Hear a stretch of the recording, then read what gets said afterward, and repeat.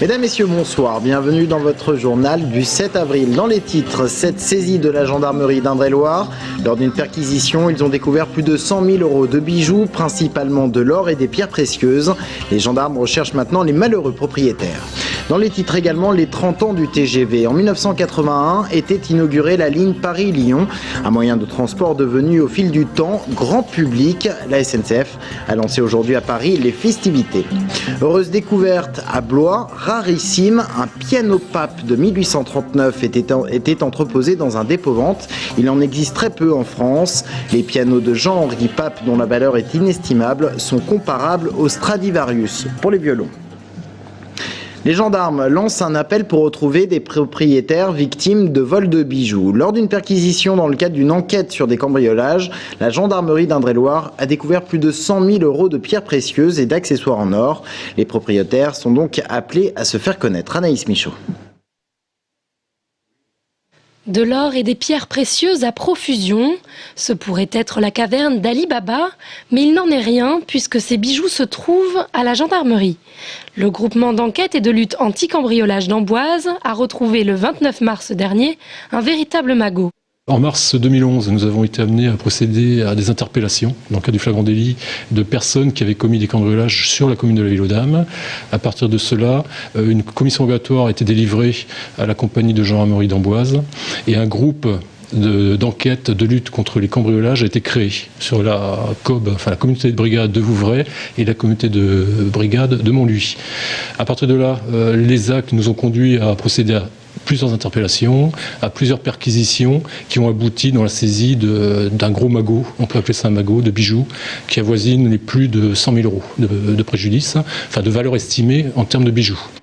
En tout, on compte 109 bijoux pour une valeur totale estimée entre 100 et 150 000 €, mais aussi des portables, une télévision ou encore des consoles de jeux.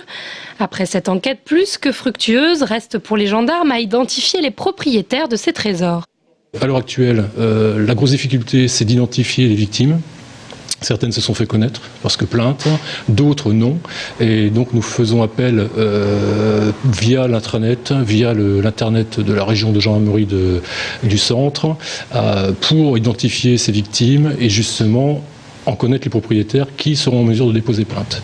Si vous avez vous-même été victime d'un cambriolage, il vous suffit de vous rendre sur le site de la gendarmerie de la région centre pour voir les photos des bijoux retrouvés, puis prendre contact avec la gendarmerie de Vouvray. Accident mortel dans le sud de l'Indre-et-Loire cette nuit sur la départementale 910 entre Sorigny et Sainte-Maure-de-Touraine. Un homme loir-et-chérien de 25 ans est décédé. Il a perdu le contrôle de son véhicule et a percuté une autre voiture stationnée dans laquelle dormait un Anglais. Légèrement blessé, ce dernier a été transporté à l'hôpital Trousseau.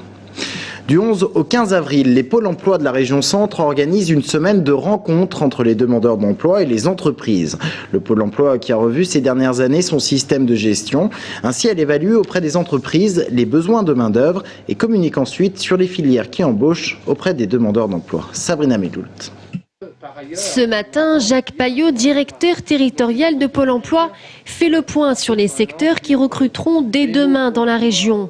En effet, 63 000 établissements qui relèvent du régime d'assurance chômage ont fait l'objet d'une enquête afin de connaître leurs intentions d'embauche.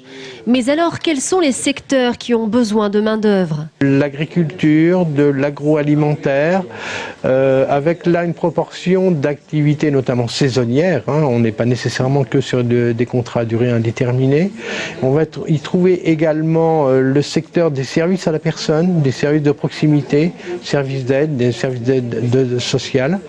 On va y trouver également le secteur, notamment sur l'Indre-et-Loire, sur l'industrie hôtelière, sur le tourisme. Des secteurs à la recherche de main-d'œuvre, pourtant la rencontre avec les demandeurs d'emploi n'est pas toujours effective. Pôle emploi a donc développé une stratégie interne dans le but de faciliter la rencontre avec les entreprises. Forum de recrutement, job dating et une technique d'approche récente de l'employeur qui commence à porter ses fruits. Il s'agit du CV vidéo, une prestation flash de 60 secondes. C'est un CV qu'on appelle CV à l'américaine, je dirais, parce que c'est utilisé beaucoup outre-Atlantique et ça s'adresse au jour d'aujourd'hui puisqu'on a fait une petite étude au niveau de nos demandeurs d'emploi. Ça s'adresse plutôt, je dirais, à la fois aux jeunes et aux jeunes diplômés ou aux cadres par exemple. En Indre-et-Loire, les chiffres du chômage tendent vers une amélioration avec une baisse de moins 0,3% des demandeurs d'emploi au mois de janvier. Un anniversaire aujourd'hui, celui des 30 ans du TGV et des festivités lancées ce matin en gare de Montparnasse. En 1981, la ligne Paris-Lyon était inaugurée. 10 ans plus tard, c'était au tour de la ligne Paris-Tours. Et au fil du temps, le TGV est devenu un moyen de transport grand public. Sébastien Branger, Arounsac, Mise-et-Fonds. S'il y a bien un train qui peut se vanter d'une certaine notoriété, c'est bien le TGV. Il y a 30 ans, sous l'ère Mitterrand, les premières rames s'est lancées entre Paris et Lyon. Ailleurs dans le monde, les trains à grande vitesse sont l'affaire d'une élite. En France, étudiants, vacanciers et travailleurs se sont appropriés le TGV et il fait désormais partie du quotidien. Les motivations professionnelles, quand il y a des rendez-vous en Ile-de-France, quoi. C'est vrai que ça rend du service le TGV, quoi. Vous voyez, ce matin, j'ai pris un TGV à 8h. À 9h25, j'étais sur Montparnasse. À 10h, j'étais à mon rendez-vous. À 13h, j'étais de retour à la gare. À 14h, voilà. Donc ça, c'est pratique. Et j'ai le temps de repasser au bureau ce soir. Je peux faire 2 rendez-vous sur Paris. Voilà, c'est fonctionnel, quoi. Un train fonctionnel qui n'a cessé d'évoluer vers plus de services et de confort, détrônant même l'avion sur de nombreux trajets. En gare de Montparnasse, la SNCF a fêté l'événement en choisissant une marraine populaire en la personne de la comédienne Michèle Larocque. Joli moment de communication, mais il s'agit surtout aujourd'hui de donner un nouveau souffle au TGV. Il faut que le TGV se réinvente, mais quand on voit le chemin parcouru depuis 30 ans, où on avait ces rames un peu années 70, le confort un peu spartiate, on se dit qu'aujourd'hui on a déjà fait énormément de progrès. La bataille d'aujourd'hui, c'est plus forcément la vitesse, elle est là. La bataille, c'est sans doute celle du service, et c'est aussi d'aller toujours plus loin en Europe. Pourquoi pas demain aller de Paris à Bratislava? Pourquoi pas aller d'Amsterdam à Séville? Bref, il y a un appétit des Européens pour le TGV, c'est ça qui est aujourd'hui formidable. L'Europe en point de mire pour le patron de la SNCF, mais dans de nombreuses régions françaises, le TGV est toujours très attendu. Rien qu'en région Centre, les élus trépignent d'impatience et négocient les financements pour voir un jour le TGV passer par Orléans, Bourges et enfin rejoindre Lyon. L'instrument était passé inaperçu dans un dépôt vente de Blois. Ce sont les propositions d'achat qui ont mis la puce à l'oreille. Il s'agit d'un piano dont la valeur est inestimable. Un piano Pape du nom de Jean-Henri Pape, célèbre inventeur de ces instruments. Julien Gauthier. Comme tous les dépôts-ventes en zone industrielle, celui-ci ne paye pas de mine. Et pourtant, depuis quelques jours, il pourrait faire office de musée, si bien que le patron de la boutique finirait presque par croire en de réelles qualités de conservateur. Dès qu'il est arrivé, on a pris conscience qu'il était spécifique, car il a une ligne très épurée. En esthétique, il est très sympathique. Dans l'après-midi, dans les heures qui ont suivi, on a eu différents contacts de toute la France intéressés par ce produit spécifiquement. C'est là que je me suis aperçu donc, que c'était quelque chose de très particulier et que j'ai donc contacté un de nos clients qui est spécialisé dans les pianos. Le spécialiste en question, c'est lui, Boris Vallas, accordeur spécialisé formé à l'Institut des métiers de la musique du Mans et ami du patron du dépôt-vente blésois. Rien qu'en chemin, quand on m'a dit que c'était un Pape, pour moi c'était évident que j'allais trouver un piano original, important, et je me demandais dans quel état j'allais le trouver. Et ma bonne surprise, ça a été de le trouver en bon état. Jean-Henri Pape, génie de la facture le piano. D'origine allemande, il fait ses preuves chez les plus grands, dont Pleyel ou Broadwood, avant d'ouvrir son propre atelier dans lequel il sera à l'origine de pianos entièrement artisanaux, mais surtout de plus de 130 inventions. Regardez, ça c'est extraordinaire. On soulève les touches et les réglages du mécanisme se font là. Et alors ça n'existe sur aucun piano. C'est-à-dire que quelqu'un qui voudrait régler en arrivant chez un client un piano comme ça serait assez déconcerté. Celle-ci n'a pas connu de suite, trop complexe. Mais Pape est l'initiateur du piano moderne. 88 touches pour 8 octaves par exemple, c'est à lui qu'on le doit. Alors oui, ce piano déposé la semaine dernière au troc et vendu à 1 500 € est une marque d'histoire. Un patrimoine inestimable qui mérite une rénovation exemplaire et dont la place est dans un musée. Un objet, qui laisse sans mots notre spécialiste, pourtant inépuisable sur le sujet. C'est une pièce unique, quoi. C'est hors du temps. C'est hors du temps.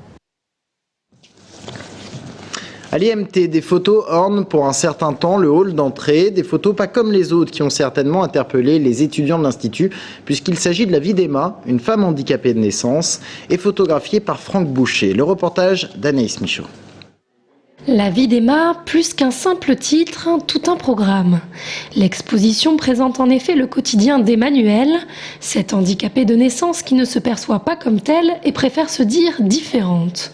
Un quotidien pas facile à saisir par l'objectif. Je voulais pas tomber dans le voyeurisme et en même temps je voulais vraiment relater son réel quotidien et utiliser couleurs, perspectives, le lieu chaleureux dans lequel elle vit qui est plein de couleurs, pour essayer surtout d'en faire ressortir des portraits.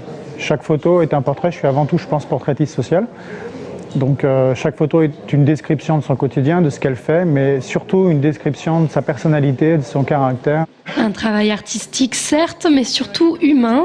L'artiste qui avait notamment photographié des SDF avait d'abord refusé de travailler avec Emmanuelle, puis s'est laissé convaincre. L'idée, c'est d'expliquer aux gens qui ont moins de problèmes que d'autres, qu'il y a des gens qui vivent des choses plus difficiles. Et moi, il n'y a rien qui me saoule plus au monde que les gens qui se plaignent pour pas grand-chose. Donc c'est à chaque fois, je trouve mes modèles sont des ambassadeurs à ce genre de message. Et en même temps, ils sont ambassadeurs d'eux-mêmes, de ce qu'eux-mêmes ont à donner de par leur situation. La série de photographies, véritable leçon de vie, a eu du succès auprès des étudiants de l'Institut des métiers et des techniques qui saluent à la fois le message et la façon de le transmettre. C'est assez sympa, il y a beaucoup de luminosité, on voit pas du tout, on voit pas la tristesse, il y a toujours la lumière. C'est la vie quotidienne, c'est pas un portrait ou un poster qu'on met dans la rue, c'est le quotidien, quoi. Un reportage photo haut en couleur, comme les Emmanuelle qui rêvent d'une carrière dans le 7e art, mais surtout que les gens puissent enfin la regarder, elle, au-delà de son handicap. Et c'est ainsi que s'achève cette édition. Merci de l'avoir suivi. Dans un instant, on parle du plan croissance verte de la préfecture d'Indre-et-Loire. Reste avec nous.